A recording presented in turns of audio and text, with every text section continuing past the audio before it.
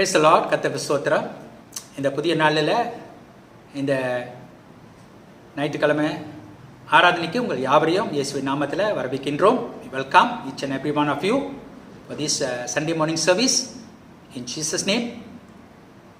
Come, let us look to our Lord, bow down our heads and look to our Lord in prayer. வாருங்கள், நம் தலைகளை வணங்கி நம் ஆண்டவரை நோக்கி நாம் பார்ப்போம், ஜெபம் செய்வோம்.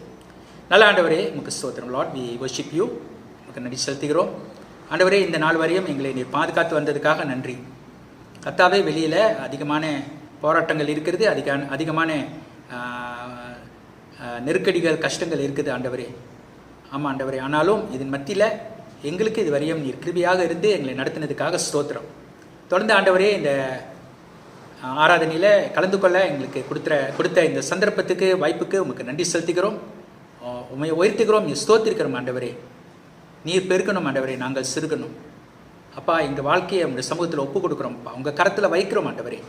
நீங்கள் தான் ஆண்டவரே எங்களுக்கு வழிகாட்டி, நீர் தான் ஆண்டவர், நீங்கள் தான் ஆண்டவரே எங்களுக்கு ரட்சகராக இருக்கிறீங்க, எங்களோட ஷெப்பர்டாக இருக்கிறீங்க ஆண்டவரே. உங்களோட கருத்தில் எங்களை ஒப்பு கொடுக்குறோம்ப்பா. இந்த ஆராதனை ஆண்டவரே, ஆரம்பம் முதல் ஆண்டவரே கடைசி வரையும் கூட ஆண்டவருடைய பிரசன்னம் இருக்க நான் ஜெபிக்கிறேன். இயேசுவோட பிரசன்னம் இருக்க நான் ஜெபிக்கிறேன் ஆண்டவரே. பரிசுத்த ஆவியானவர் எங்கள் உள்ளத்தில் பேச நான் ஜெபிக்கிறேன் ஆண்டவரே. பரிசுத்த ஆவியானவர் எங்களை வழி நடத்த நான் ஒப்பு கொடுக்குறோம் ஆண்டவரே. இந்த சபையில் ஒவ்வொருவரும் ஆண்டவரே, இந்த நாளில் ஆராதனையில் கலந்து கொண்டு இருக்கிற ஒவ்வொருவரையும் ஆண்டவரே உங்களுடைய சமூகத்தில் வைக்கிறோம் ஆண்டவரே. இந்த நாளில் வரப்போகிற சத்தியத்தையும் ஒப்பு கொடுக்குறோம் ஆண்டவரே. முற்றிலுமாக நீர் ஆளுகை செய்யும், முற்றிலுமாக நீர் ஆசீர்வதியும் ஆண்டவரே. இந்த பிள்ளைகள் வார்த்தையை நாங்கள் கேட்டு ஆண்டவரே கர்த்தருக்குள்ள பலன் அடைய, கர்த்தருக்குள்ள வளர எங்களுக்கு கிருபையை தாரும். இந்த ஆராதனை ஆசீர்வதியும், இந்த நாளை ஆசீர்வதியும். இயேசுவின் நாமத்தில் ஜெபிக்கிறோம் எங்கள் நல்ல பிதாவே, ஆமேன்.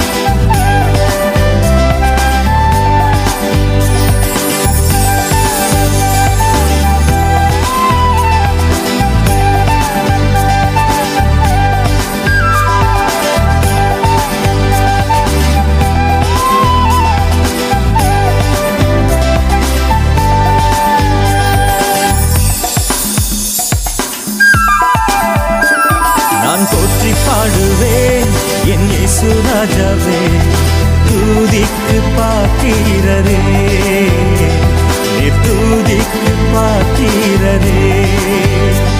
நான் போற்றி பாடுவேன் என் இயேசு ராஜாவே, தூதிக்கு பாத்திரரே, நீர் தூதிக்கு பாத்திரரே. உமக்கே நன்றி ராஜா, உமக்கே நன்றி ராஜா, உமக்கே நன்றி ராஜா, உமக்கே நன்றி ராஜா. தூதிக்கு பாத்திரரே, நீர் தூதிக்கு பாத்திரரே. உம்மை ஆராதனை செய்கிறேன், உமக்கே ஆராதனை செய்கிறேன்.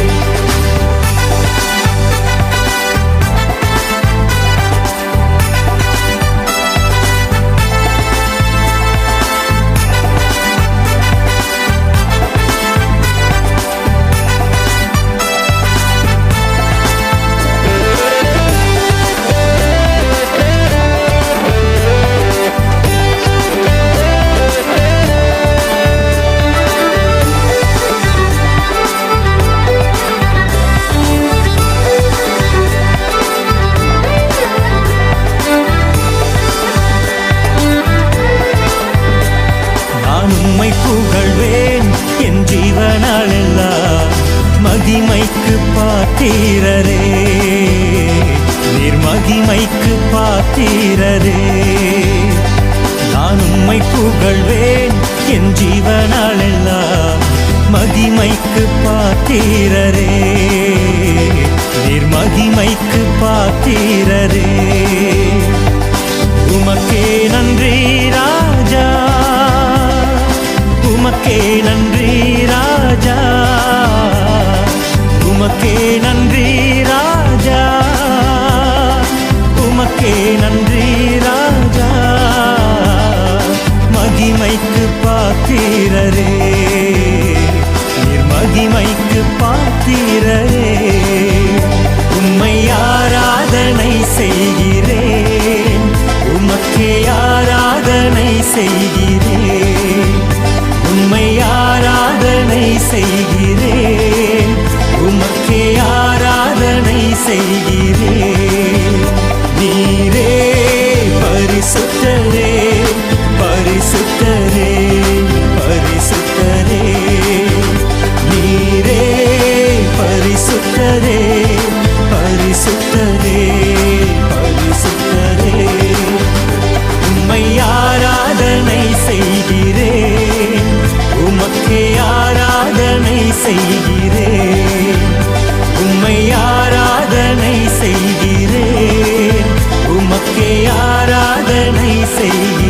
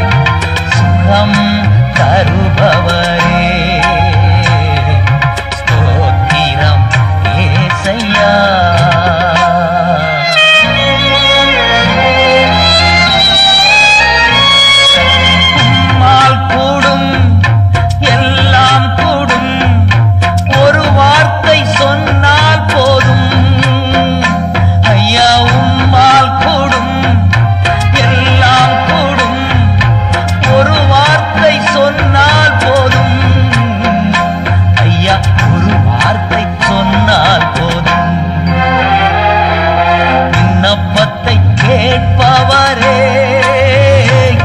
என் கண்ணீரை காண்பவரே, சுகம் தருபவரே, ஸ்தோத்திரம் ஏசையா.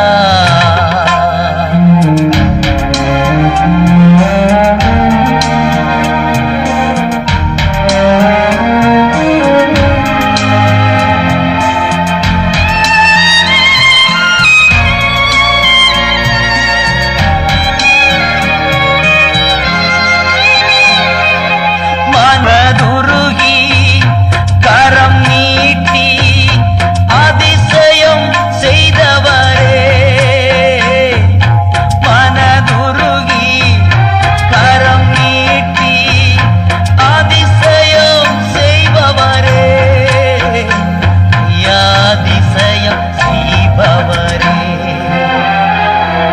விண்ணப்பத்தை கேட்பவரே, என் கண்ணீரை காண்பவரே, சுகம் தருபவரே, ஸ்தோத்திரம் ஏசையா.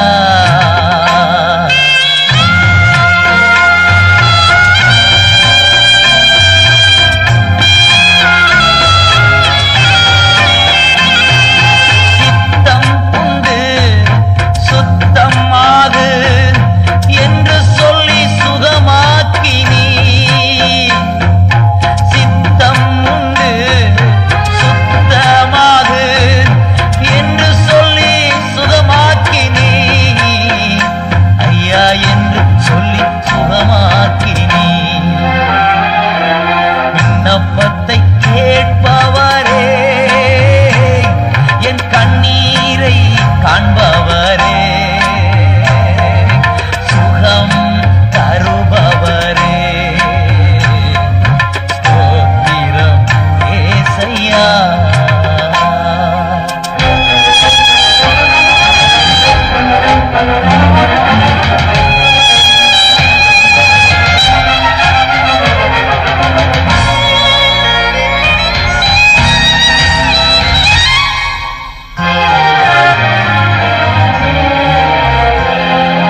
என் நோய்களை சிலுவையிலே சுமந்து நித்திரையா,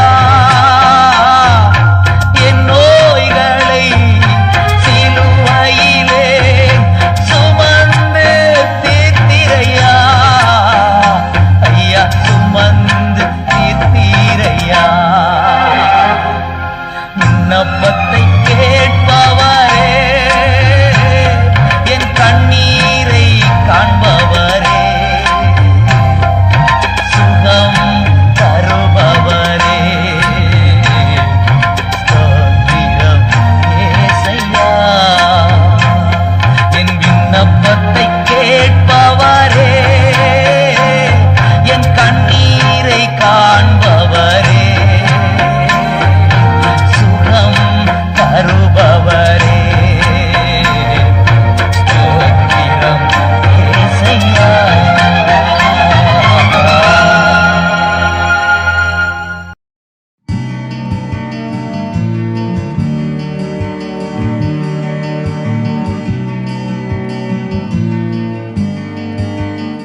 நன்றி சுவாமி, இந்த அருமையான நேரத்தை தந்ததற்காக உமக்கு கோடாகோடி ஸ்தோத்திரமும் நன்றியும் செலுத்துகிறோம். மறுபடியுமாக தேவனை அருமையான ஆராதனையை எங்களை நடத்தி கொடுத்ததற்காக உமக்கு கோடாகோடி ஸ்தோத்திரம் தேவனே. இந்த அருமையான காலை வேளையிலும் கூட தேவனை தொடர்ந்து எங்களை முற்றிலும் முழுதுமாக எங்களை உம்மிடத்தில் சமர்ப்பிக்கிறோம். உம்முடைய வார்த்தையை கேட்கும் பொழுதும் கூட தேவனே எங்களுடைய செவிகளை திறந்தருளும் தேவனே. செவிகளை திறந்து அதை நாங்கள் பெற்றுக்கொள்ள உதவி செய்யும் தேவனே. எங்களுடைய ஒவ்வொருவருடைய வாழ்க்கையும் நீர் அறிந்திருக்கிறீர் தேவனே.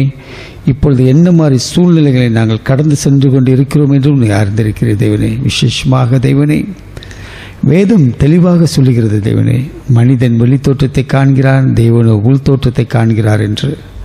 ஆம் சுவாமி, வெளியே நாங்கள் பார்ப்பதற்கும் சந்தோஷமாக மகிழ்ச்சியாக இருக்கிறது போல தெரியும் தேவனே. ஆனால் உள்ளத்தில் எங்களோட பாரம், எங்களோட துக்கம், எங்களோட துயரம் நீர் ஒருவரே அறிந்திருக்கிறீர் தேவனே. இந்த கடினமான சூழ்நிலைகளை ஒவ்வொருவரும் எப்படி கடந்து செல்கிறார்கள் என்று நீர் அறிவீர் தேவனே. ஆனால் ஒன்று உண்மை தேவனே, நீர் வாக்கு தத்தம் கொடுத்த தேவன், நீர் வாக்கு மாறாத தேவன், நீர் சொல்லியிருந்தபடியே செய்கிறீர் தேவனே. இஸ்ரவேல் மக்கள் வனாந்திரத்தில் செல்லும் பொழுது தேவனே, நீர் அவர்களை கைவிடவில்லை, அவர்களுக்கு போஷித்தீர். அதே போல் தேவனே, எங்களையும் நீர் போஷித்து காத்து வழி நடத்தி வருகிறீர். அதற்காக நன்றி சுவாமி, நன்றி சுவாமி, நன்றி சுவாமி. எங்கே பார்த்தாலும் தேவனே, துக்கம், துயரம், துன்பம் எங்கள் கண் முன்னே நடந்து கொண்டிருக்கிறது தேவனே. இதை பார்க்க மனது ரொம்ப கஷ்டமாக இருக்குது தேவனே. எங்களுக்கு நீர் உதவி செய்யும் தேவனே, எங்களை கரம் பிடித்து நடத்தும் தேவனே, எங்களை பலப்படுத்தும் தேவனே. எந்த ஒரு சூழ்நிலையும் தேவனே நாங்கள் கடந்து செல்ல எங்களோடு நீர் இரும் தேவனே. ஆம் சுவாமி, அநேக காரியங்கள், அநேக மரணங்கள் தேவனே, எங்களுக்கு வேண்டியவர்கள் மரித்து போனார்கள் தேவனே. நாங்கள் ஒன்றாக வளர்ந்த நண்பர்கள் மரித்து போனார்கள் தேவனே. குடும்ப உறுப்பினர்கள் மரித்து போனார்கள் தேவனே. ஆனால் ஒன்று மட்டும் உண்மை தேவனே, நீ சொல்லியிருக்கிறீர் தேவனே, எதுவும் நடப்பது உம்மை மீறி நடப்பதில்லை தேவனே. உம்முடைய சித்தத்தின்படியே நடந்து வருகிறது தேவனே. இந்த பெண்டமிக் காலத்தில் அநேகர் வேலைகளை இழந்திருக்கக்கூடும். ஆம் சுவாமி, பதவி உயர்வுகளை இழந்திருக்கக்கூடும். இருந்தாலும் கூட என் தேவன் எங்களை சமாதானமாக கொடுத்து சமாதானமாக வழி நடத்தி வருகிறீர். அதற்காக நன்றி தேவனே. கண்டிப்பாக எங்களை கைவிட மாட்டீர் தேவனே, கண்டிப்பாக எங்களை கைவிட மாட்டீர் தேவனே. இதோ உலகத்தின் முடிவு பரிந்தும் நான் உங்களோடு கூட இருக்கிறேன் என்ற தேவன் சொன்ன வாக்கு தத்தத்தை நாங்கள் இப்பொழுது நிறுவி கூறுகிறோம். எங்களோடு இரும், எங்கள் குடும்பத்தோடும் இரும், எங்கள் மனைவி பிள்ளைகளோடு இரும், எங்கள் நண்பர்களோடு இரும் தேவனே, எங்கள் சபையோடு இரும் தேவனே. சபையில் எங்களுக்கு ஒற்றுமை ஆவி தாரும் தேவனே. சபை எடுக்கும் ஒவ்வொரு முயற்சியில் நீர் எங்களோடு இரும் தேவனே. குடும்பத்தை ஆசீர்வதியும், மனைவி பிள்ளைகளை ஆசீர்வதியும் தேவனே. போதகரை ஆசீர்வதியும், அவர் குடும்பத்தை ஆசீர்வதியும், அவர் மனைவி பிள்ளைகளை ஆசீர்வதியும் தேவனே. ஆம் சுவாமி, எங்களோட வாலிபர்களுக்காக ஜெபிக்கிறோம். வாலிபர்கள் தேவனே, இந்த நேரத்திலும் கூட தேவனே கடினமான சூழ்நிலையில் கடந்து செல்கிறார்கள் தேவனே. ஆம், இப்படி சிங்கத்தின் பிடியில் இருந்து ஆம் சுவாமி, சாத்தான் கர்ஜிக்கும் சம்பவம் போல் இருக்கிறான் தேவனே. எங்களோட வாலிப பிள்ளைகளை முழுங்கலாம் என்று தேவனே, அவர்களுக்கு நீர் உதவி செய்யும், நீர் அவர்களை பாதுகாத்து கொள்ளும். உம்மை வார்த்தை மூலமாக அவர்களை போஷியும் தேவனே. ஆம் சுவாமி, உம்முடைய வார்த்தையை படிக்க, உம்மிடத்தில் ஜெபிக்க அவர்களுக்கு இன்னும் வாஞ்சை தாரும் தேவனே. மறுபடியுமாக எங்கள் சபையில் யார் யார் நோய்வாய்ப்பட்டிருக்கிறார்களோ ஒவ்வொருவரையும் உமது கருத்தில் ஒப்படைக்கிறோம் தேவனே. நீ சொல்லியிருக்கிற தேவனே, உம்முடைய தழும்புகளால் குணமாக்குவேன் என்று எங்களோட விசுவாசத்தை இன்னும் நீர் பலப்படுத்தும் தேவனே. நாங்கள் மனிதர்கள் தேவனே, நாங்கள் மனிதர்கள். நீ விசுவாசித்தால் தேவனுடைய மகிமை காண்பாய் என்று சொல்லியிருக்கிறீர் தேவனே. உம்முடைய மகிமை காண்ப உதவி செய்யும் தேவனே. வாஞ்சையாக ஒவ்வொரு நாளும் உம்மிடத்தில் முட்டி போட்டு ஜெபித்து கொண்டிருக்கும் ஒவ்வொரு மேலும் கருணை இருக்கட்டும் தேவனே. உச்சன் தலைமையிலிருந்து உள்ளங்கால் வந்து உம்முடைய பரிசுத்தாவில் நிரப்பும் தேவனே. ஒவ்வொருவரையும் தேவனே உம்முடைய கரத்தின் மூலமாக நீர் வழி நடத்தும் தேவனே, கைப்பிடித்து வழி நடத்தும் தேவனே. எங்கள் சபையை ஆசீர்வதியும், சபை மக்களை ஆசீர்வதியும் தேவனே. ஆம் சுவாமி, சபையினோட தேவைகளை நீ தனிப்பட்ட முறையில் சந்தித்தரலும், ஒவ்வொருவரையும் தனிப்பட்ட முறையில் ஆசீர்வதியும் தேவனே. தொடர்ந்து மீதி இருக்கும் ஆராதனையில் ஆசீர்வதியும், நீர் எங்களோடு பேசி எங்களை வழி நடத்தும். இதெல்லாம் இயேசுவின் நாமத்தில் ஜெபிக்கிறோம் ஜீவனுள்ள நல்ல தேவனே, ஆமேன். பரமண்டலத்தில் இருக்கும் எங்கள் பிதாவே, உம்முடைய நாமம் பரிசுத்தப்படுவதாக, உமது ராஜ்யம் வருவதாக, உம்முடைய சித்தம் பரமண்டலத்திலே செய்வது போல பூமியிலும் செய்யப்படுவதாக. அன்றென்ற ஆகாரத்தை எங்களுக்கு இன்று தாரும். எங்களுக்கு விரோதமாக குற்றம் செய்கிற நாங்கள் மன்னிப்பது போல எங்கள் பாவ குற்றங்கள் மன்னியும். எங்களை சோதனைக்குள் பிரவேசிக்காமல் தீமையிலிருந்து ரட்சித்துக் கொள்ளும். ராஜ்யமும் வல்லமையும் மகிமையும் என்றென்றைக்கும் உடையவர்களே, ஆமீன்.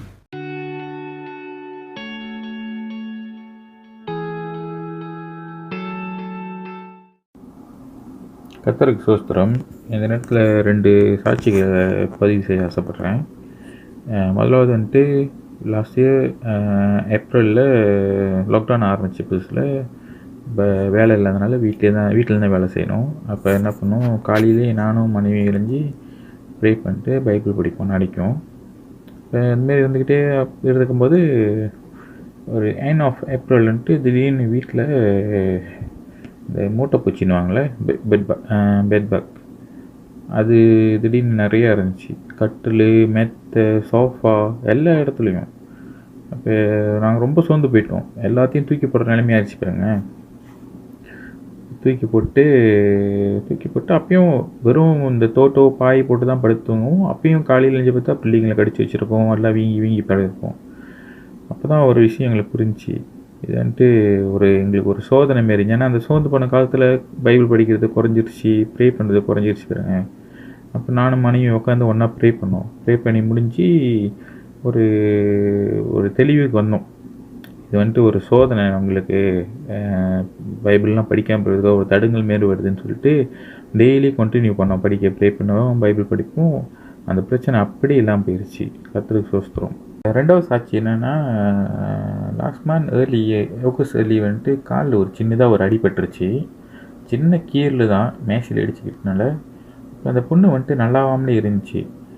அப்போ நானும் சரி கிளினிக் போய் செக் பண்ணுவோம் அப்படின்ட்டு போய் செக் பண்ணப்போ அவங்க சொன்னாங்க இன்ஃபெக்ஷன் இருக்குது, வாய்ப்பு இருக்குது, அப்போ ஆன்டிபயோட்டிக்லாம் சாப்பிட்ணுன்னு சொல்லிட்டு எதுக்கும் குளுக்கோஸ் செக் பண்ணலாம் அப்படின்னு சொல்லிட்டு ப்ளட் குளுக்கோஸ் செக் பண்ணாங்க. செக் பண்ணப்போ 22 இருந்துச்சு. அவங்க சொன்னாங்க ரொம்ப ஹாயாக இருக்குது, டயபெட்டிஸாக இருக்கிறதுக்கு வாய்ப்பு இருக்குது அப்படின்னு சொல்லிட்டு இப்போ ப்ளட் டெஸ்ட்லாம் பண்ணிட்டு டயபெட்டிஸ் இருக்குன்னு கன்ஃபார்ம் பண்ணாங்க. கன்ஃபார்ம் பண்ணிட்டு இப்போ மருந்து சாப்பிட சொன்னாங்க. நான் ரொம்ப சோர்ந்து போயிருந்தேன். என்ன நம்மளுக்கு இப்படி ஆயிடுச்சு அப்படி சொல்லிட்டு சோர்ந்து போனப்போ இப்போ ப்ரே பண்ணும்போது கடவுள்கிட்ட கேட்டேன், கடவுள் சுகம் கொடுங்க. ஏன்னா காலில் 2 வாரமாக புண்ணு நல்லா அவ்வளோ சிலமாக இருக்குது, வேலைக்கு போக முடியல, கால் வீங்கி இருந்துச்சு வேறு. ரொம்ப பயந்துருந்தேன். அந்த டைமில் மனைவியும் உற்சாகப்படுத்துகிறாங்க, எதனா ஒரு காரணம் இருக்கும், ஆண்டவர் இதுமாரி ஒரு நோய் நம்மளுக்கு வரதுக்கு அனுமதிச்சதுக்கு காரணம் இருக்கும் அப்படின்னு சொல்லி. அப்போ நானும் நல்லா உணர்ந்து சரின்ட்டு ப்ரே பண்ணி கடவுள்கிட்ட பாவங்களாம் மன்னிங்க கர்த்தாவின்னு சொல்லி அறிக்கையிட்டு ப்ரே பண்ணேன். ப்ரே பண்ணி ஒரு 2 நாள் இருக்கும், 2 நாள் 3 நாள் இருக்கும். அந்த புண்ணு அப்படியே ஆறி வந்துருச்சு. இப்போ அந்த புண்ணு வந்துட்டு லேசாக தோல் மேலே கொண்டு தான் காஞ்சிருக்கு, சிலலாம் ஒன்றும் இல்லை. கர்த்தர் நாமத்துக்கு மகிமை. ஒரு சுகம் எனக்காக கொடுத்துருக்காரு. நன்றி சொல்லிக்க விரும்புகிறேன். Thank you.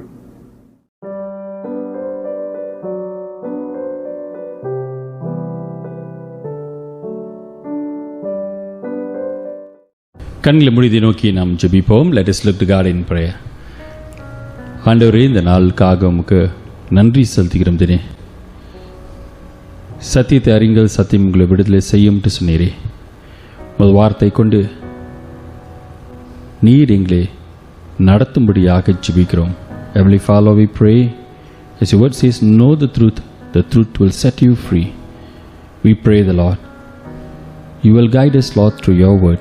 In the name of Jesus Christ's name we pray. Amen. Let's turn to Isaiah chapter 40 verse 31. Isaiah 40 அதிகாரம் 31வது வசனத்தை வாசிக்க கேட்போமாக. கர்த்தருக்கு காத்திருக்கிறவர்களோ புது பலன் அடைந்து கழுகுகளைப் போல செட்டைகளை அடித்து எழும்புவார்கள். அவர்கள் ஓடினாலும் இளைப்படையார்கள், நடந்தாலும் சோர்ந்து போகார்கள். But they that wait upon the Lord shall renew their strength. They shall mount up with wings as eagles. They shall run and not be weary, and they shall walk and not faint. The Israelites who receive this comforting verse, they were really worn out from their hardship. They had lived in the exile in Babylon for several decades. இஸ்ரவேல் மக்கள் தங்கள் கடினமான சூழ்நிலைகள் நிமித்தம் சோர்ந்து போனார்கள். அப்படிப்பட்ட காலகட்டத்தில் தான் இப்படிப்பட்ட வாக்குத்தத்தத்தை அவர்கள் பெற்றார்கள். அது மட்டுமல்ல, அவர்கள் பாபிலோனுக்கு நாடு கடத்தப்பட்டார்கள். Their perspective of their future was darkened by despairing thoughts. அவர்களுடைய நம்பிக்கையற்ற எண்ணங்களால் அவருடைய வாழ்க்கை இருளடைந்ததாக காணப்பட்டது. Let's turn to Isaiah chapter 40 verse 27. ஏசாயா 40 அதிகாரம் 27 திருப்பிக் கொள்ளுங்கள். Here they say, my way is hidden from the Lord, and my right is been discarded by my God. வசனம் சொல்கின்றது, என் வழி கர்த்தருக்கு மறைவாயிற்று என்றும் என் நியாயம் என் தேவனிடத்தில் எட்டாமல் போகிறது என்று அவர்கள் நினைத்தார்கள். In their thoughts, they thought God either couldn't help or didn't care for them. தேவன் தங்களுக்கு உதவி செய்ய முடியாது அல்லது தேவன் தங்களை குறித்து கவலையற்றவராக இருக்கிறார்கள் என்று அவர்கள் நினைத்தார்கள். Isaiah uses pairs of words, faint and weary, 3 times in this span of few verses here from Isaiah 40, verse 27 to 31. ஏசாயா 40ஆம் அதிகாரம் வசனம் 27 தொடங்கி 31 வசனங்கள் பார்க்கும் பொழுது அந்த இடத்து 2 வார்த்தையை ஏசாயா பயன்படுத்துறது காணப்படுகின்றது. அந்த 2 வார்த்தை என்னவென்று சொன்னால் இளைப்படைவது, இரண்டாவது சோர்வடைவது. They were exhausted and burnt from the circumstances of life.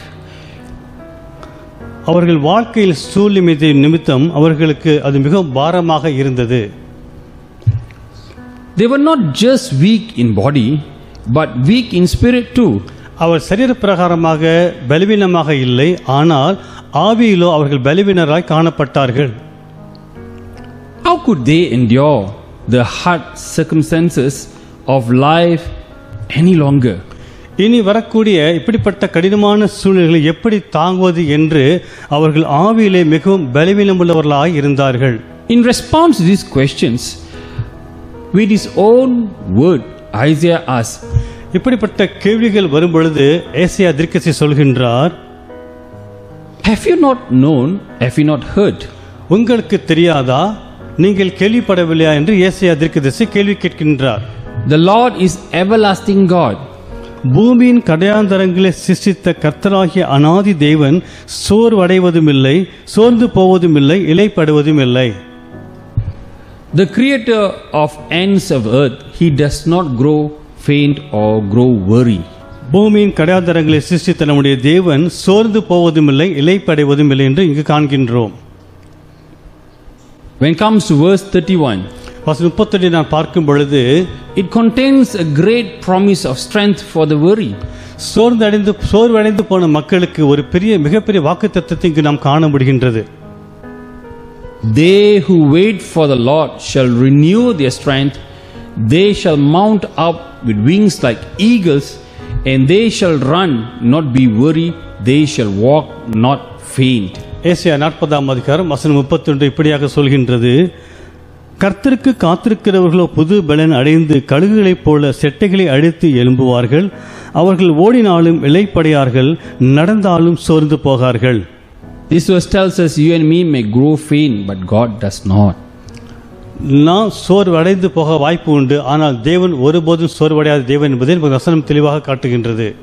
God is an endless source of strength, தேவனிடத்திலே முடிவில்லாத பலன் உண்டு, and He gives it to us generously. அது மட்டுமல்ல, சோர்ந்து போகிறவர்களுக்கு அவர் தாராளமாக பலன் கொடுக்கிற தேவனா இருக்கின்றார். That's what we can see in verse 29. ஆகவே தான் வசனம் 29 நாம் வாசிக்கின்றோம், He gives power to the faint, and to him who has no might to increase strength.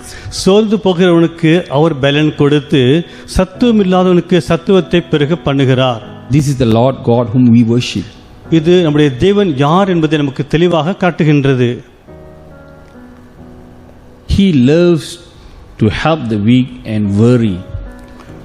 ஒருபோதும் சோர்வடையாத தேவன், வலிமையாக உள்ள தேவன், பலவீனமான சோர்வான மக்களுக்கு அவர் பலன் தருகிறவராய் உதவி செய்கிறவராய் இருக்கின்றார் என்பதை காண முடிகின்றது. When we come to verse 31, வசனம் 32 நாம் வாசிக்கும் பொழுது here God's used a metaphor. தேவன் ஒரு அடையாளத்தை காண்பிக்கின்றார். Throughout the scripture, the eagles often used as a metaphor of God's work in God's people. தேவனுடைய தேவ ஜனங்கள் வாழ்க்கையிலே தேவனுடைய வல்லமை வெளிப்படுவதற்கு வேதத்திலே தேவன் கழுகை உபமானமாக குறிப்பிடுவதை நாம் காணப்படுகின்றது. Eagle is mentioned no less than 34 times in Bible to describe the power God wants to give to us for living. வேதத்திலே குறைந்தபட்சமாக 34 முறை இந்த கழுகை பற்றி குறிப்பிடப்பட்டிருக்கிறது. அது மட்டுமல்ல, தேவன் தம்முடைய வல்லமை விவரிப்பதற்கு இந்த கழுகை ஓமானமாக குறிப்பிடுகின்றார். அதன் மூலமாக நாம் பறக்க முடியும் என்பதை தேவன் நிரூபிக்கின்றார். In verse 31 it says, but those who wait on the Lord shall renew their strength. They shall mount up with wings like eagle. 32 பார்ப்போம், கர்த்தருக்கு காத்திருக்கிறவர்களோ புது பலன் அடைந்து கழுகுகளைப் போல செட்டைகளை அடித்து எழும்புவார்கள். Eagle is the longest living bird and they say that it might live up to 70 years. கழுகானது பறவை இனங்களிலே அதிக வருடங்கள் வாழக்கூடிய ஒரு இனமாய் காணப்படுகின்றது. கழுகு கிட்டத்தட்ட 70 ஆண்டுகள் வாழக்கூடிய ஒரு பறவை. In order to reach that age, a serious and difficult decision must be made when it is 40 years old. அப்படியாக கழுகானது 70 வயது வரை வாழ வேண்டும் என்று சொன்னால் தன்னுடைய 40வது வயதிலே அது முக்கியமான ஒரு கடினமான தீர்மானத்தை எடுக்க வேண்டிய சூழ்நிலை உள்ளது. With tight and flexible nails at 40 years old, it becomes difficult for it to grab a prey. அது கழுகானது 40 வயதாகும் பொழுது தன்னுடைய இறுக்கமான நெகங்களால் அது இரையை பிடிப்பது மிக கடினமான ஒரு காரியம். Its long and curved beak bends against the chest and sometimes it hurts itself.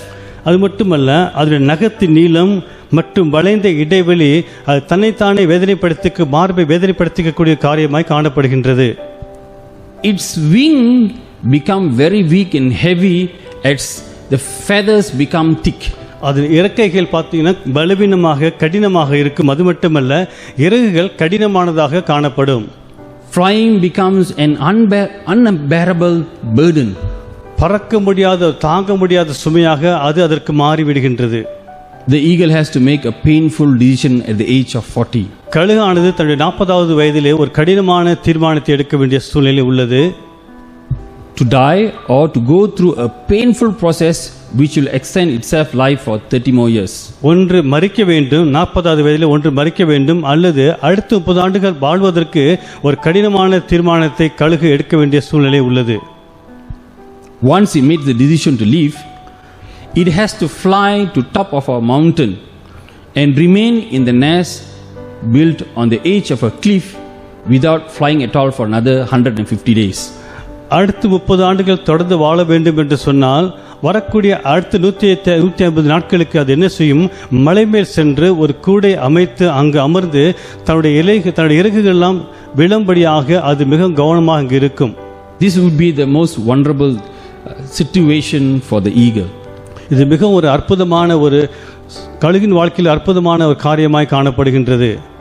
The eagle first will begin to hit its beak against the rock till tearing it off. கழுகானது தன்னுடைய மூக்கானது அது உடையத்தக்கதாக பாறை மீது அது கொத்தி அது மிக உடைத்து விடுகின்றது. It will wait until a new one grows. அது மீண்டும் அந்த இடத்துல புதியதாக உருவாகும் வரையிலும் அது காத்திருக்க வேண்டிய அவசியம். Once the new beak have grown, it will peel off its heels nails one by one. அது தன்னுடைய நகங்கள் வளர ஆரம்பித்த பொழுது தன்னுடைய சிறகுகள் ஒவ்வொன்றாக அது பிக்க ஆரம்பிக்கும். When the new heels nails begin to grow, the old feathers will be plucked one by one.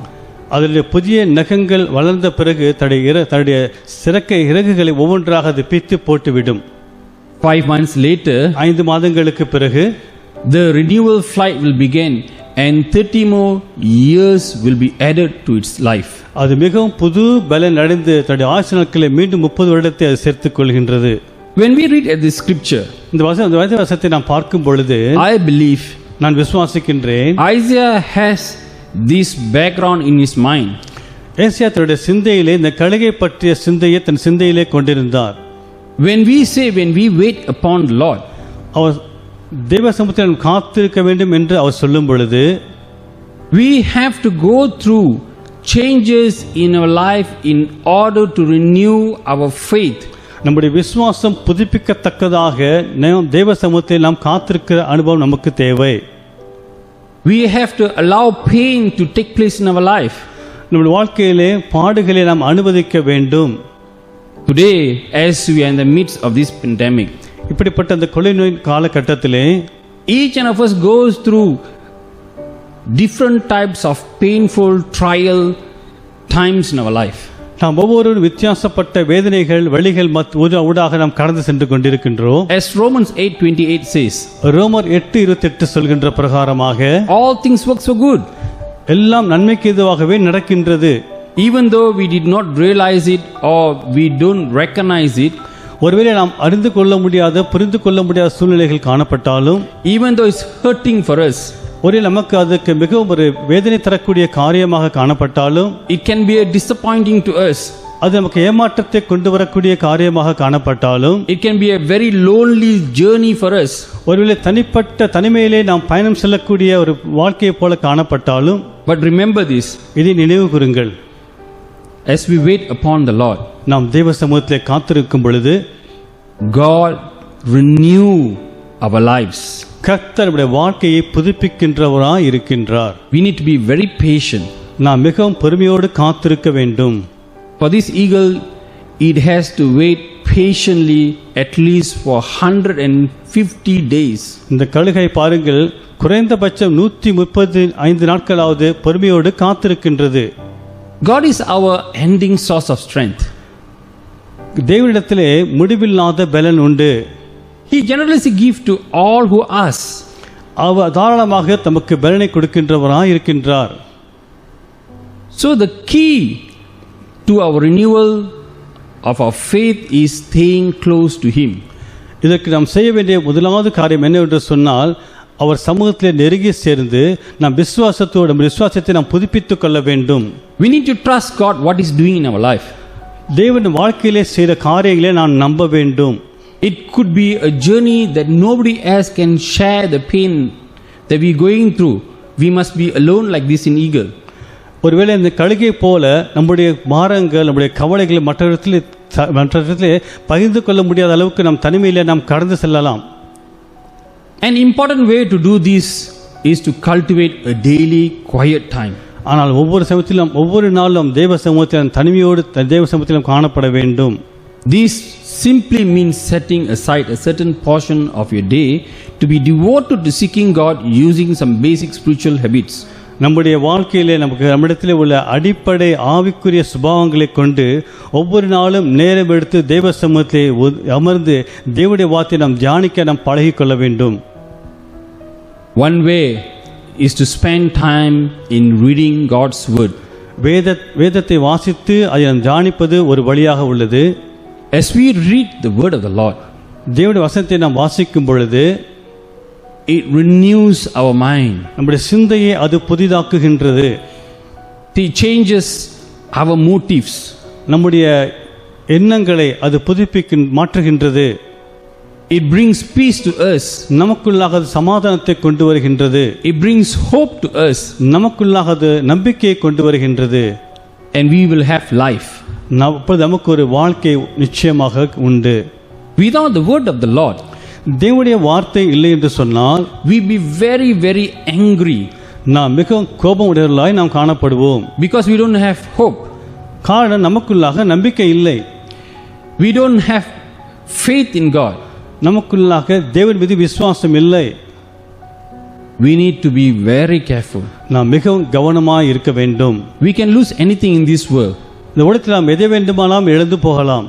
But we should not lose the word of the Lord, which is guide for our life. நமக்கு வழிகாட்டியா இருக்கின்ற தேவனுடைய வார்த்தையை ஒருபோதும் நாம் இழந்து விடக்கூடாது. And it's life for us itself. அதுவே நமக்கு ஜீவனாக உள்ளது, வாழ்க்கையாக உள்ளது. The other thing that we need to do is continue with a proper allocated time for prayer. அடுத்தபடியாக ஒவ்வொரு நாளும் நேரம் எடுத்து தேவ சமூகத்தில் ஜெபத்திலே நாம் தரித்திருக்க வேண்டும். This is the only opportunity for us that we have to pour our burdens and to find rest in the presence of God. நம்முடைய பாரங்களை தேவ சமூகத்தில் நாம் வைப்பதற்கு இது ஒன்றே சிறந்த ஒரு காரியமாய் காணப்படுகின்றது. This is very important. இது மிக முக்கியமானது. If we don't pray, நீங்கள் ஜெபிக்கவில்லை என்று சொன்னால் we don't have relationship with God. நாம் தேவனோடு உறவு கொண்டிருக்க முடியாது. We can't hear the voice of the Lord. நாம் தேவனுடைய வார்த்தையை நாம் கேட்கவும் முடியாது. We need to be connected to the Lord personally. நாம் தேவனோடு ஒரு தனிப்பட்ட உறவை நாம் வைத்திருக்க வேண்டும். See, when God speaks to us personally, தேவன் நம்மோடு தனிப்பட்ட முறையிலே பேசும் பொழுது it brings great courage within us. நமக்குள்ளாக ஒரு மாபெரும் உற்சாகத்தை கொண்டு வருகின்றது. We also need to learn to pray together with congregation. நாம் ஒரு சபையாக கூடி ஜெபிக்கவும் நாம் கற்றுக்கொள்ள வேண்டும். Nowadays we have Zoom prayers Tuesdays and Saturday. தற்சமயங்களே செவ்வாய்க்கிழமை மற்றும் சனிக்கிழமைகளிலே ஜூம் மூலமாக ஜெப கூட்டங்கள் நடந்து வருகின்றது. We need to join the people who have the same faith. இப்படிப்பட்ட ஜெப கூட்டங்களிலே விசுவாசம் நிறைந்த மக்களோடு நாம் இணைந்து நாம் ஜெபிக்க பழகிக்கொள்ள வேண்டும். When we pray together, we are encouraged and motivated. Unspoken truth is we gain hope. இப்படியாக நாம் ஜெப கூட்டங்களில் நாம் கலந்து கொள்ளும்போது நமக்குள்ளாக ஒரு நம்பிக்கை உற்சாகம் வருகின்றது. Let's turn to Psalms 25 verse 4 to 5. சங்கீதம் 25ஆம் சங்கீதம் வசனம் 4-5 திருப்பிக் கொள்ளுங்கள். Make me to know your ways, O Lord, teach me your path. Lead me in your truth and teach me, for you are the God of my salvation. For you I wait all the day long. சங்கீதம் 25ஆம் அதிகாரம் வசனம் 4-5. கர்த்தாவே, உம்முடைய வழிகளை எனக்கு தெரிவியும், உம்முடைய பாதைகளை எனக்கு போதித்தருளும். உம்முடைய சத்தியத்திலே என்னை நடத்தி என்னை போதித்தருளும். நீரே என் இரட்சிப்பின் தேவன், உம்மை நோக்கி நான் முழுதும் காத்திருக்கிறேன். We need to learn to wait in the presence of the Lord. தேவ சமூகத்திலே காத்திருக்க நாம் கற்றுக்கொள்ள வேண்டும். It can be very basic. இது மிக அடிப்படையான ஒரு காரியம். In this scripture we learned, இந்த வசனத்தில் நாம் என்ன கற்றுக்கொள்கிறோம் என்று சொன்னால், waiting in the presence of the Lord. தேவ சமூகத்திலே காத்திருப்பது என்பது It's just not waiting quietly, ஏதோ அமைதியாக அமர்ந்திருப்பது மாத்திரமல்ல. but we need to recognize what God does in our life when we are waiting. நாம் காத்திருக்கும் பொழுது தேவன் நம் வாழ்க்கையிலே செய்த காரியங்கள் என்ன என்பதை நாம் உணர்ந்து பார்க்க வேண்டும். When we read the word of the Lord, நாம் வேத வசனத்தை நாம் வாசிக்கும் பொழுது God speaks to us. தேவன் நம்மோடு கூட பேசுகின்றார். What are the things we need to let go? எதையெல்லாம் நீங்கள் விட வேண்டுமோ அதையெல்லாம் விட்டு விட வேண்டும். Because see, we see this eagle, it had to let go. இந்த கழுகானது பாருங்கள், விட வேண்டிய காரியங்களை விட்டு விடுகின்றது. It could be precious to you. ஒருவேளை அது உங்களுக்கு மிக ஒரு வெளியேற பெற்ற காரியமாய் காணப்படலாம். It could be important to you. உங்களுக்கு அது ஒரு முக்கியமான காரியமாய் காணப்படலாம். It could protect your life.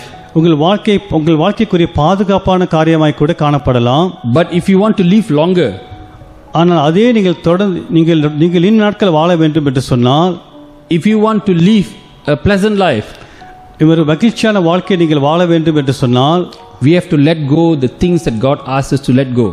கர்த்தர் விட சொல்ற காரியங்களை அதை விட்டு நாம் விலக வேண்டும். It's not easy. அது எளிதான காரியம் அல்ல.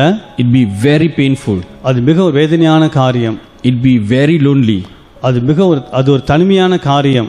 But towards the end, இறுதியிலே we will gain a new bright fresh life.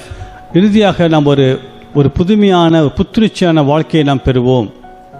When we try to push through the weakness our own for too long, nothing seems to be helping right away. நம்முடைய பலவீனங்களை நாம் தொடர்ந்து நாமே சொந்த முயற்சியில் நாம் தள்ளுவோம் என்று சொன்னால் அவை நமக்கு உதவாது. We cannot keep on living the way that we used to live. நாம் வாழ்கின்ற வாழ்க்கையில் அப்படியே நாம் வாழ்ந்துவிட முடியாது. We see God is so gracious. தேவன் இரக்கமுள்ளவராய் இருக்கின்றார். These Israelites we see, they always turn down God. இஸ்ரவேல் மக்களை பாருங்கள், அவர்கள் தேவனை விட்டு திரும்பிவிட்டார்கள். Many times in our life we do the same. நம்முடைய வாழ்க்கையில் நாம் அநேக இப்படிப்பட்ட தவறுகளை நாம் செய்கின்றோம். Because of certain pressure and circumstances, we lose heart, we lose focus. நமக்குள்ளாக வர சில மன அழுத்தங்கள் நிமித்தமாக நம்முடைய இலக்கை நாம் தவற விட்டு விடுகின்றோம். But God so gracious that He brought these comforting promises to Israelites. தேவனோ கிருபையுள்ள தேவனாக இருந்து இப்படிப்பட்ட வாக்குத்தத்தங்களை இஸ்ரவேல் மக்களுக்கு கொடுத்தார் என்பதை காண முடிகின்றது. Our Lord promises that He will never leave us empty or alone if we seek Him. நாம் தேவனை உண்மையாக தேடுவோம் என்று சொன்னால் தேவன் நம்மை தனிமையாக விடுவதில்லை, தேவன் நம்மை கைவிடுவதில்லை. நமக்கு வாக்குத்தத்தம் கொடுத்திருக்கின்றார். God loves you. தேவன் உங்களை நேசிக்கின்றார். God loves each one of us. நம் ஒவ்வொருவரையும் தேவன் நேசிக்கின்றார். What does it mean to hope in the Lord? கர்த்தருக்குள் நம்பிக்கை என்றால் என்ன? Hope implies both trust and patience. நம்பிக்கை என்பது நம்புவது, பொறுமையோடு காத்திருப்பது. Trust involves confidence in God's power to deliver and faith that He will keep His promises.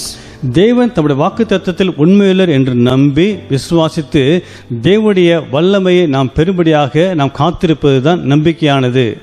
Hoping also implies patience to wait for God's promises, since God's work in His own time.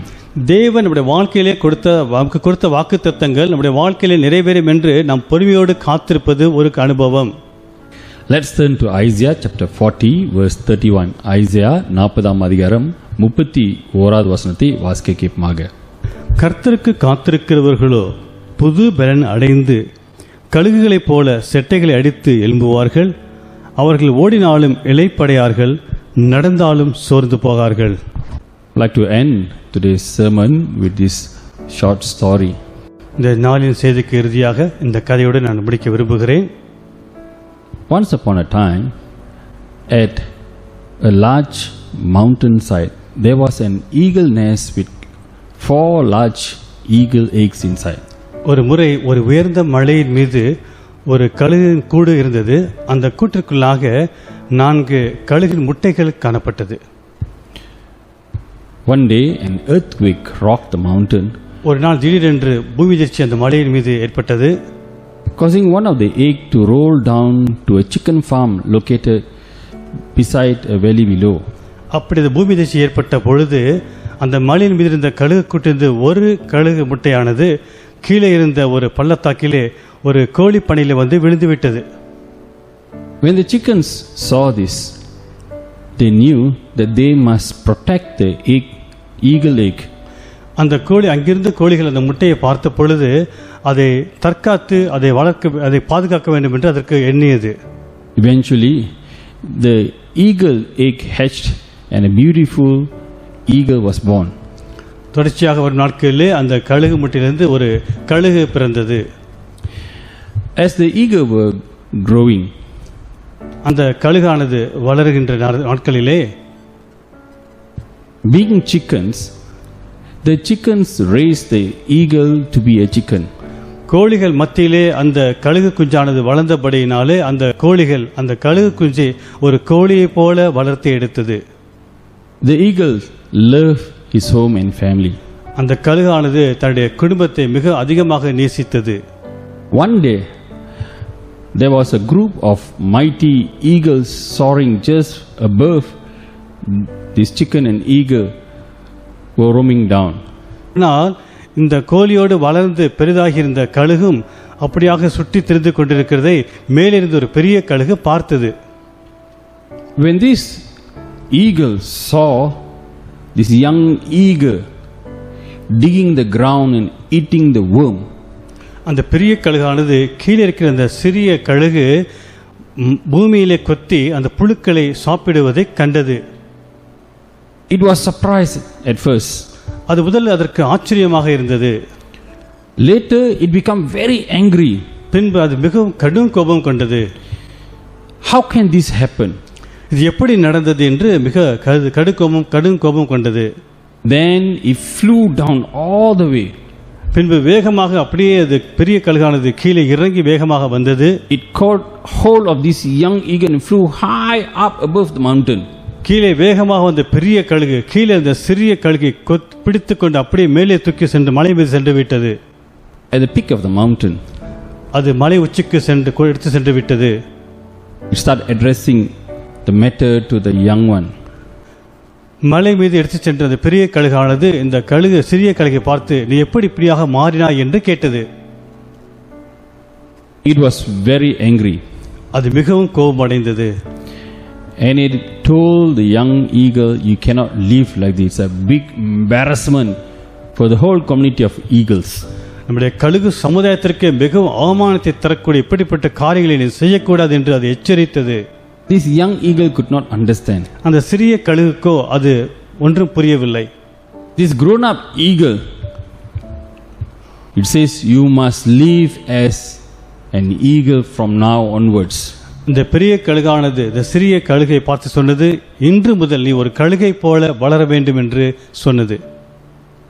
As they were talking, இப்படியாக பேசிக் கொண்டிருக்கும் பொழுது this grown up eagle pushed the young eagle from the cliff. இந்த பெரிய கழுகானது சிறிய கழுகை மேலே இருந்து அப்படியே கீழே தள்ளிவிட்டது. As this young eagle dropped down from the hill, it was shouting, "Help, help, help." இந்த சிறிய கழுகானது மேலிருந்து கீழே தள்ளிவிடப்பட்ட உடனே அது உடனடியாக உதவி உதவி என்று மிகவும் கதறியது. This grown-up eagle flew majestically, came nearby and shouted to this young one. பெரிய கழுகானது அப்படியே மெதுவாக கீழ்நோக்கி சிறிய கழுகை நோக்கி வந்து சொன்ன காரியம், Spread your wing and fly like an eagle. நீ இறக்கையை விரித்து கழுகை போல பற என்று சொன்னது. You are an eagle. You You are a- can do it. நீ ஒரு கழுகு, உன்னாலே செய்ய முடியும் என்றது. There was no other advice then. அதை காற்றும் அதற்கு வேறு ஆலோசனை கொடுக்கப்படவில்லை. This young eagle spread his wings and started to fly again. இந்த சிறிய கழுகானது தன் இறக்கைகளை விரித்து பறக்க ஆரம்பித்தது. He started to soar like this adult eagle. இந்த பெரிய கழுகை போல சிறிய கழுகும் அப்படியே சுற்றி பறந்து திரிய ஆரம்பித்தது. From that day onwards, அந்த நாள் முதற்கொண்டு this eagle lived and behaved like an eagle. இந்த சிறிய கழுகானது கழுகை போல வளர ஆரம்பித்து கழுகை போல மாறினது. You and me நீங்களும் நானும் are chosen for higher tasks. ஒரு பெரிய நோக்கத்திற்காக தெரிந்து கொள்ளப்பட்டவர்கள். God has set us apart. நமக்கு தேவனுடைய காரியத்தை குறித்து வைத்திருக்கின்றார். This season இந்த காலகட்டத்திலே might not show us what God is doing in our life clearly. இந்த காலகட்டத்திலே தேவன் நம் வாழ்க்கையில் எதை செய்து கொண்டிருக்கிறார் என்பதை நாம் அறியாமல் இருக்கலாம். We might in the process of renovation, as we saw what happened to the eagle. கழுகை பார்க்கும் பொழுது நம்முடைய வாழ்க்கையிலும் தேவன் ஒரு காரியத்தை செய்து கொண்டிருக்கிறார் என்பதை மாத்திரம் அறிய முடிகின்றது. But it does not change our identity in Christ. இது நம்முடைய வாழ்க்கையிலே கிறிஸ்துவுக்குள்ளாக நாம் வைத்திருக்கிற அடையாளத்தை ஒருபோதும் மாற்றாது. It cannot change the call in our life. இது நம்முடைய அழைப்பை ஒரு நாளும் மாற்றாது. God chosen us தேவன் நம்மளை தேர்ந்தெடுத்திருக்கின்றார் for higher purpose. ஒரு பெரிய நோக்கத்திற்காக. Now He's just preparing us. இப்ப தேவன் நம்மை ஆயத்தப்படுத்தி கொண்டிருக்கின்றார். Have hope in the Lord. கர்த்தருக்குள்ளாக நம்பிக்கையாய் இருங்கள். Don't give up. ஒருபோதும் நீங்கள் நம்பிக்கை இழக்காதீர்கள். Don't be terrified. ஒருபோதும் பயப்படாதீர்கள். Yes, it's painful, ஒருவேளை இது வலி நிறைந்த காரியமாய் வேதனை நிறைந்த காரியமாய் கூட இருக்கலாம். but it's for our own good. எல்லாம் நன்மைக்கென்றே நாம் அறிந்திருக்க வேண்டும். God loves you. தேவன் உங்களை நேசிக்கின்றார். Remember this. இதை நினைவு கூறுங்கள். But they that wait upon the Lord shall renew their strength. They shall mount out with wings as eagles. They shall run and not be weary, and they shall walk and not faint. Asia 40 அதிகாரம் வசனம் 31. கர்த்தருக்கு காத்திருக்கிறவர்களோ புது பலன் அடைந்து கழுகுகளைப் போல செட்டைகளை அடித்து எழும்புவார்கள். அவர்கள் ஓடினாலும் இளைப்படையார்கள், நடந்தாலும் சோர்ந்து போகார்கள். Don't get discouraged looking at the situation. சூழ்நிலையை பார்த்து நீங்கள் உற்சாகத்தை இழந்துவிட வேண்டாம். Don't get carried away hearing what people say. மக்கள் சொல்கின்ற காரியங்களை கேட்டு நீங்கள் பயப்பட வேண்டாம். Hold on to the Lord. கர்த்தரை பிடித்துக் கொள்ளுங்கள். Trust the Lord in this process. இந்த காலகட்டத்திலே கர்த்தரை நம்புங்கள். He has a greater plan in your life. நம்முடைய வாழ்க்கையிலே தேவன் ஒரு நோக்கத்தை தேவன் ஒரு காலத்தை வைத்திருக்கின்றார். He is a faithful Lord. அவர் உண்மையுள்ள தேவன். He will complete for you. அவர் உங்களுக்கென்று சொன்ன காரியத்தை நிச்சயமாக நிறைவேற்றி முடிப்பார். God bless you. கர்த்தர் உங்களை ஆசீர்வதிப்பாராக. Let us pray. நாம் ஜெபம் செய்வோம். Heavenly Father, Lord, we thank you for today's short meditation, Lord. பரலோக பிதாவே, இந்த காலை நேரத்திலே நீர் கொடுத்த இந்த சிறிய தியானத்திற்காக நன்றி செலுத்துகிறோம். Thank you for affirming to us that you are compassionate, Lord. நீர் மனதுருக்கம் உள்ள தேவன் என்பதை நான் அறிந்து கொள்ளும்படியாக கொடுத்த வாய்ப்புக்காக நன்றி செலுத்துகிறோம். You will never give up on us. ஒருபோதும் எங்களை கைவிடாத தேவன். When we are hopeless, நாங்கள் நம்பிக்கையற்ற சூழ்நிலை காணப்படும் பொழுது you always brings comforting words. எங்களுக்கு ஆறுதலான வார்த்தைகளை தந்து எங்கள் நம்பிக்கை கொண்டு வருகிறேன். Lord, we thank you. Even though we go through a painful time in our life, but end of the day, that you provide us strength and hope in you, Lord. கர்த்தாவே, எங்கள் வாழ்க்கையில் நாங்கள் வழிகள் வேதனைகள் ஊடாக நாங்கள் கடந்து சென்றாலும் இறுதியிலே எங்களுக்கு ஒரு நம்பிக்கை தந்து எங்களை பலப்படுத்தி எங்களை வழிநடத்துகிற தேவனாய் இருக்கிறீர். அதற்காக நன்றி செலுத்துகிறோம். Help us, Lord, not to focus on pain, but rather look at you, Lord. கர்த்தாவே, வேதனைகளை நோக்கி நாங்கள் பார்க்காதபடிக்கு, பிரச்சனைகளை நோக்கி நாங்கள் பார்க்காதபடிக்கு உண்மையை நோக்கி நாங்கள் பார்க்க எங்களுக்கு உதவி செய்தருளும் ஆண்டவரே. Grant us patience, Lord. எங்களுக்கு பொறுமையை கட்டளையிடும் ஆண்டவரே. Lord, help us to be like this eagle. இந்த கழுகை போல் நாங்கள் காணப்பட எங்களுக்கு உதவி செய்தருளும். We recognize we are chosen, Lord. நாங்கள் தேர்ந்தெடுக்கப்பட்டவர்கள் நாங்கள் அறிகின்றோம். We are separated, Lord, நாங்கள் பிரித்தெடுக்கப்பட்டவர்கள். for greater purpose. ஒரு மேலான நோக்கத்திற்காக நாங்கள் பிரித்தெடுக்கப்பட்டவர்கள் என்று நாங்கள் நம்புகிறோம். Help us, Lord, to live according to your will, Lord, for your will, Lord. உங்க சித்தத்தின்படி நாங்கள் வாழ எங்களுக்கு உதவி செய்தருளும் ஆண்டவரே. Bless us, Lord. எங்களை ஆசீர்வதியும். We pray this in Jesus' name. இவைகள் யாவையும் இயேசுவின் நாமத்தில் ஜெபிக்கிறோம் பிதாவே. Amen. Amen. Let us receive the benediction. ஆசீர்வாதத்தை பெற்றுக்கொள்ளுமாக. May the grace of Lord Jesus Christ, the love of God and fellowship of Holy Spirit be with us now and forever. நம்முடைய கர்த்தராகிய தேவனுடைய கிருபையும் பிதாவுடைய அன்பும் பரிசுத்தருடைய அந்யோன்ய ஐக்கியமும் வழி நடத்தலும் நம் அனைவருக்கும் சதா காலங்கள் இருப்பதாக. ஆமென். என் ஆத்மாவே கர்த்தரை ஸ்தோத்திரி, என் முழுமே பசுநாமத்தை ஸ்தோத்திரி. என் ஆத்மாவே கர்த்தரை ஸ்தோத்திரி, கர்த்தர் செய்த சகல உபகாரங்களையும் மறவாதே. ஆமென். அதி சீக்கிரத்தில் நீங்கிவிடும் இந்த லேசான உபத்திரவம். அதி சீக்கிரத்தில் நீங்கிவிடும் இந்த லேசான உபத்திரவம்.